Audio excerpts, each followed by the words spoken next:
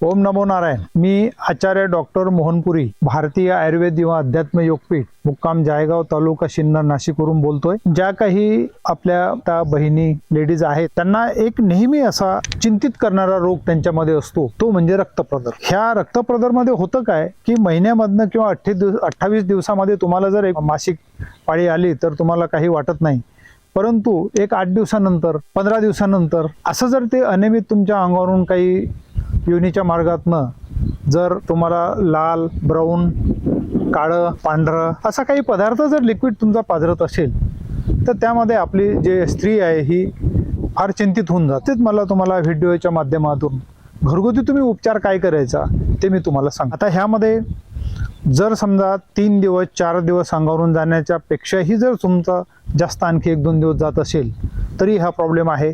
मधातच तुमचा 28 दिवस किंवा 1 महिन्याची सायकल ब्रेक झाली तरी हा प्रॉब्लेम आहे। तर ह्यामध्ये जास्त घाबरण्याची जरूरत नाही। स्त्रियांचं कसं राहतं की त्या धावपळी नेहमी करत असतात आणि त्यांचं जे हेमोग्लोबिन आहे हे पुरुषापेक्षा म्हणजे स्त्रियांचं हेमोग्लोबिन कमीत कमी 15 ग्रॅम असलं पाहिजे आणि पुरुषाचं थोडं कमी चालून जातं।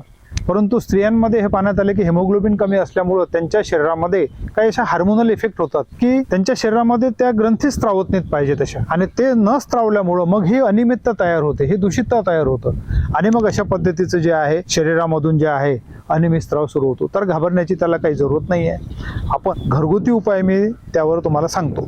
तो सांगण्याच्या आधी मी तुम्हाला हा रोग का लागतो त्याबद्दल मला बोलावंसं वाटतं। हे बघा, आपण लोणचं खातोय आणि काही काही लोक तर लोणचं एवढं खातात की सब्जीसारखं ते लोणचं खातात।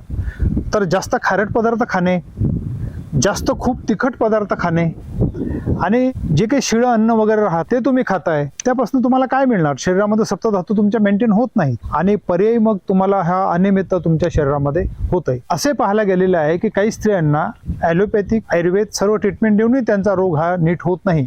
याच्या मागचं कारण असं असतं की त्यांचं जे आहे त्यांच्या डोक्यामध्ये असणारा भय, चिंता, जागरण, झोप व्यवस्थिशीर न येणे किंवा झोप पूर्ण करण्याकरता त्यांना तेवढा वेळ न मिळणे, ह्या सर्व गोष्टीपासून शरीरामध्ये एक अनियमितता तयार होतं व त्याचे स्त्रावणारा ग्रंथी असतात। हार्मोन्स म्हणजे काय?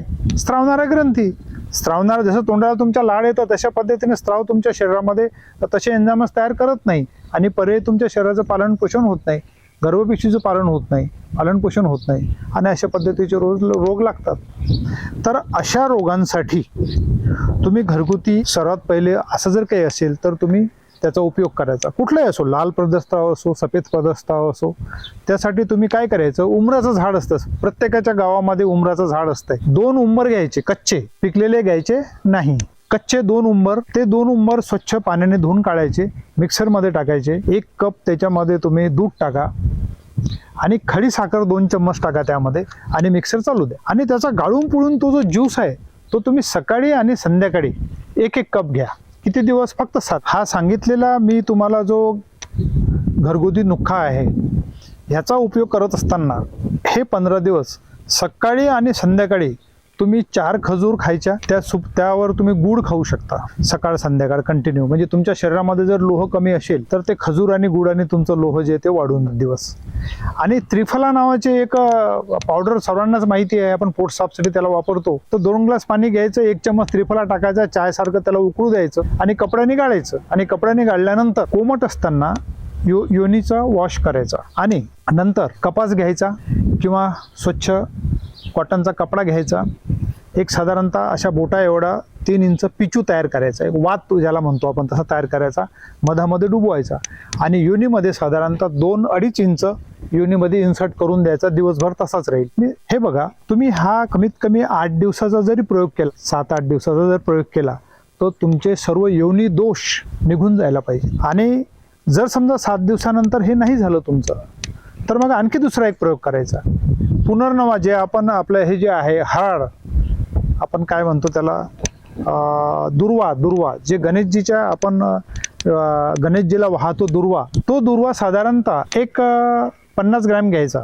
जुडी घ्यायची दुर्व्याची, स्वच्छ धुवून त्याचं कटिंग करायची, मिक्सरमध्ये टाकायचं आणि त्याच्यामध्ये अर्धा ग्लास पाणी टाका खडीसाखर टाका आणि ज्यूस तयार करा. तो आणखी घ्या. 7 दिवसानंतर हा प्रयोग करा. बाकी अप्लाय करण्यासाठी, वॉश करण्यासाठी सांगितलेलं त्रिफला आणि मग त्याचाच तुम्ही उपयोग करा. आणि जर 15 दिवसामध्ये हा तुमचा निश्चितच रोग जाणार. हे साधा सिंपल आयुर्वेदामधला खूपच चांगला त्याच्यावरचा जो आहे पर्याय आहे, म्हणजे त्याचा उपाय आहे. बऱ्याच वेळा माझ्या डोक्यामध्ये हा पॉईंट आला की बाबा आपण अशा पद्धतीचा एक व्हिडिओ तयार करून, ठीक आहे मोठमोठ्या शहरांमध्ये तर स्पेशलिस्ट लोक भेटतात, पटापट त्याचा इलाज होतो, पण गावामध्ये अशा पद्धतीचा त्यांना धुपणीचा, रक्तप्रदरचा, सफेद लाल प्रदरचा रोग झाल्यानंतर पार ते इन्फेक्शन त्यांच्या गर्भपिशवीपर्यंत पोहोचतं आणि पर्याय मग नंतर डॉक्टर त्यांना गर्भपिशवी काढण्याचा सल्ला देतात. तर तुम्हाला अशामध्ये तुमचा नंबर लागू नये ह्यासाठी मी हा व्हिडिओ तयार केलेला आहे. आणि जर नीट होतच नसेल तर तुम्ही आमच्या भारतीय आयुर्वेदिक अध्यात्म योगपीठामधनं तुम्हाला आम्ही 1 महिन्याचे औषध देऊ. 1 महिन्याच्या औषधाचे फक्त स्त्रियांसाठी आम्ही 1000 रुपये ठेवलेले आहेत. त्याची कॉस्टिंग त्यापेक्षा जास्त होतं, 1700-1800 रुपये होतं, पण स्त्रियांसाठी मुख्यतः आम्ही अशा पद्धतीचं ठेवलेलं आहे की स्त्रियांना सुरुवातीला तुम्ही हे सर्व प्रयोग करा. नसतील होत तर तुम्ही आमच्या आश्रमामधून औषधं पोस्टाने मागू शकता. तसेच जर काही तुम्हाला एखादा गंभीर आजार असेल ज्याबद्दल तुम्हाला काही असं समजत नाही की काय करायचं ह्यामध्ये, तर आमच्या भारतीय आयुर्वेदिक अध्यात्म योगपीठामध्ये आम्ही एक स्त्रीरोग तज्ज्ञ अपॉइंट केलेले आहेत. ते तुम्हाला नो लॉस नो बेनिफिट या तत्वावर तुम्हाला ते चेकिंग करतील. ह्याचा पण तुम्ही लाभ घ्यायचा आहे. परंतु अशा पद्धतीचे रोग जर समजा भय, चिंता, जागरण, ईर्ष्या, नकारात्मक सोच, भीती, दडपण ह्यामुळेही हा रोग होतो, कुठल्याही औषधाने ते नीट होत नाही, असे काही आम्ही प्रॅक्टिकल बघितलेले आहेत. तर अशा लोकांसाठी अमावस्येला, प्रत्येक अमावस्येला आमच्या आश्रमामध्ये आम्ही एक आरोग्य यज्ञाचं प्रयोजन करतोय. तो पण तुम्ही अटेंड करू शकता.